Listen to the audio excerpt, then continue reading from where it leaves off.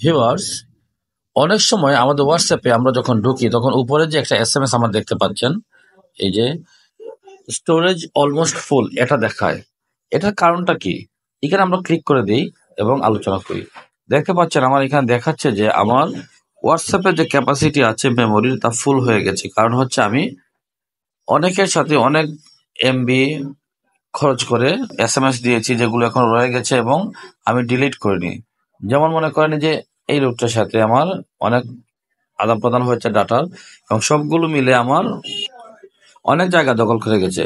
তো এটা থেকে বাঁচার উপায় কি বা এটাকে ফ্রেশ করার উপায় কি? এই যে উপরের দিকে দেখেন সিলেক্ট অল, ক্লিক করে দিলাম। তারপরে উপরের দিকে ডিলিট একটা অপশন দেখাচ্ছে যেটা একটা চিহ্নর মাধ্যমে দেখায়, ডাস্টবিনের মতো আমরা এখানে দিয়ে দিলাম এবং ডিলিট এনি অপেলস মানে কোনো ধরনের আপত্তি ছাড়াই কেটে যাবে এটা।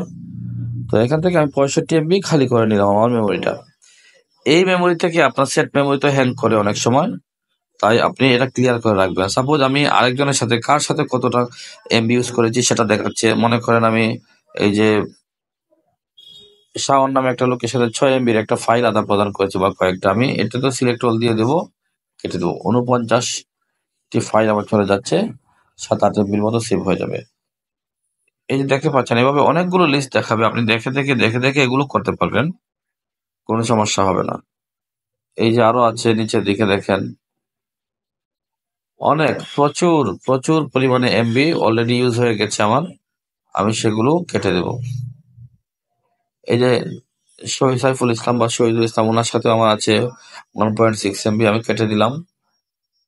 এভাবে আপনারা ফাইলগুলো খুঁজে কেটে দিবেন। দিলে কি হবে, আপনার সেটটা ফাস্ট হয়ে যাবে, হোয়াটসঅ্যাপ আরো সহজে দ্রুত কাজ করবে। তো ভিউয়ার্স, আশা করি ভালো লেগেছে ভিডিওটি। ভালো লাগে থাকলে লাইক করেন এবং শেয়ার করুন। ধন্যবাদ।